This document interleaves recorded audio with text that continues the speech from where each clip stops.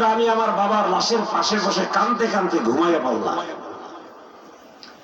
হুজুর গভীর রাত, সারা পৃথিবীর স্তব্ধ, সব মানুষ ঘুমে বিভোর, পাখিদের কোলাহল বন্ধ, কেউ নাই পৃথিবীতে জাগ্রত। এমন সময় আমি স্বপ্নের মধ্যে দেখি মক্কা থেকে উত্তর হলো মদিনা। কোথায়? আমরা যে মদিনার পাগল, ওই মদিনা হলো মক্কা থেকে উত্তরে। হুজুর মক্কা থেকে উত্তর দিক থেকে, মক্কার উত্তর দিক থেকে দেখি এক জ্যোতিষ্কময় পুরুষ, নুরানি চেহারা, নূরের বদন ঝলমল করে যার চেহারাটা ধা ধা করে আমার বাবার লাশের কিনারে দাঁড়াইয়া গেল। কেন হুজুর? আমি দরুদ পড়ে গভীর মনোযোগ দিয়ে শুনেন, আমি তাওয়াফের দোয়া জানি, তারপরে পড়ব। আমি আমার জীবনের অন্তিম কাল পর্যন্ত আমি দরুদ পড়ব। কেন পড়ব হুজুর? একটু মনোযোগ দিয়ে শোনেন। হুজুর বলে, বলো। আল্লামা রুমি আর ওই যুবক কথা বলছেন, কথা বক্তন করছেন কাবার আঙ্গিনায়। কাবার আঙ্গিনা বলতে হাতিমে কাবা, যে হাতিমে কাবায় আল্লাহর নবী মেরাজে যাওয়ার সময় ওখানে ঘুমানো ছিল। সেইখানে বসে নবীজির কাহিনী বলতেছে আল্লামা রুমির কাছে। আল্লামা রুমি বলে, যুবক বলো, বলো, আর শুনতে মনে চায় বলো। তোমার কি শুনতে মনে চাই না? একজন জগৎ বিখ্যাত ওলি কাহিনীটা শুনে চোখের পানি চলে গেছে।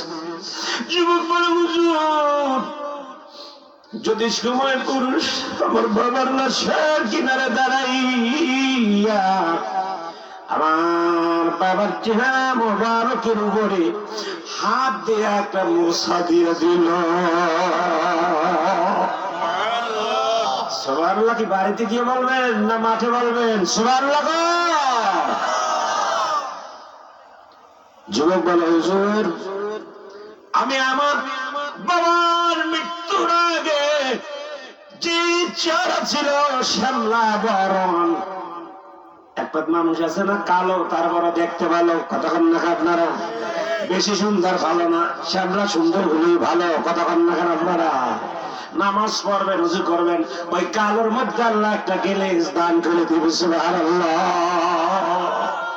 5 ওয়াক্ত নামাজ যারা পড়বেন কোন প্রসাধনী ব্যবহার করা লাগবে না ইনশাআল্লাহ। হুজুর আমার বাবার চেহারা ছিল শ্যামলা বরণ, তো ওই আগন্তুক জ্যোতিষ্কময় পুরুষ সে আমার বাবার মুখে এইভাবে একটা মোছা দিয়ে দিতে পারে। হুজুর দেখি কি পূর্ণিমার চাঁদের মতো আমার বাবার চেহারাটা ঝলমল করতেছে। হাত দিয়ে মোছা দিয়ে দিয়েছে। এখন বলেন তো সবাই হাত সমান? কথা হয় না কা? তা বলার সময় তো বলি নবীরাও মানুষ, আমরা তো আর বলি না নবীরা ফেরেশতা। নবীরাও মানুষ, তোমার আমার মতো মানুষ না। আল্লাহ নবী কোন পথ দিয়ে গেলে 7 দিন পর্যন্ত মেশকাম্বরে ঘেরান থাকবে। তুমি আমি ঘামাইলে তোমার স্ত্রী তো তোমার জামা কাপড় ধুইতে চায় না, এরকম গন্ধ থাকে জামা কাপড়ে। আর আল্লাহ নবী ঘামাইলে সাহাবীরা মেশকাম্বরের মতো আতরের শিশিতে গান ঢুকিয়ে রাখতো, তাই পাগল হয়ে যাইতো। সুবহানাল্লাহ বলেন না? কথা বলার সময় জবানের হেফাজত করার দরকার আছে না নাই? আল্লামা রুমি বলে, যুবক বলো, আরো মজা লাগতেছে। ভাই আমার যুবক বলে, হুজুর আমার বাবার চেহারাটা মোছা দিয়ে রওনা হয়েছে, যেই পথে আসছে সেই পথে মদিনা থেকে এসেছে, আবার মদিনার পথে রওনা হয়েছি।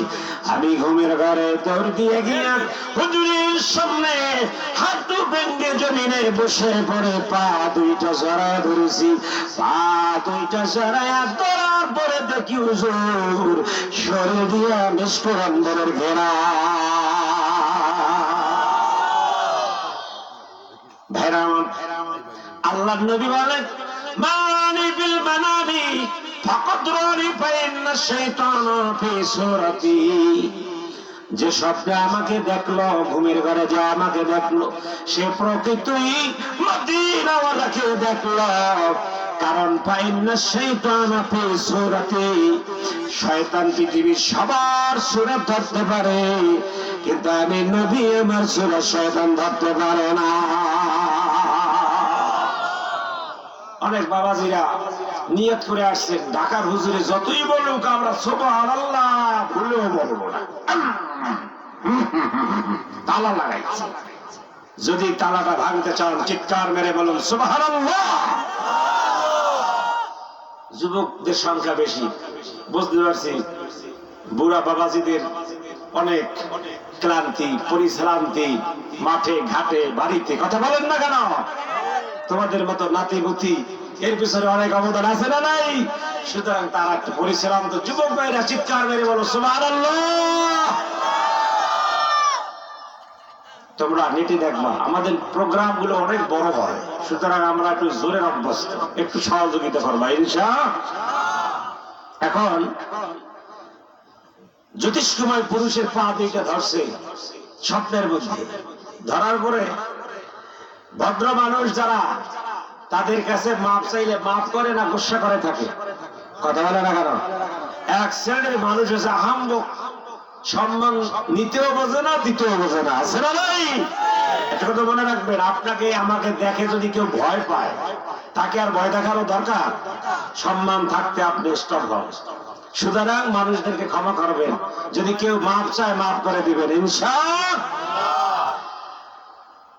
ভাইরা আমার, আল্লাহ নবীর পা মোবারক ধরছে স্বপ্নের মধ্যে, তো জানে না কে। তো ধরার পরে দাঁড়াইছে, কাঁধে হাত দিছে যুবকের, বাবা দাঁড়াইছে, বলে হুজুর আল্লামা রুমি কি? ওই যুবক বলে হুজুর আমি দাঁড়াইছি। দাঁড়াইয়া বলে হুজুর আপনি কে?